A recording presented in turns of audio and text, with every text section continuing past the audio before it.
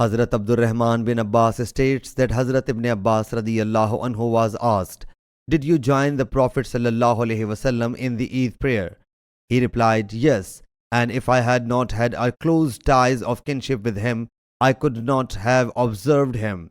He sallallahu alaihi wasallam then made towards the standard which was close to the house of Hazrat Kathir bin Salt.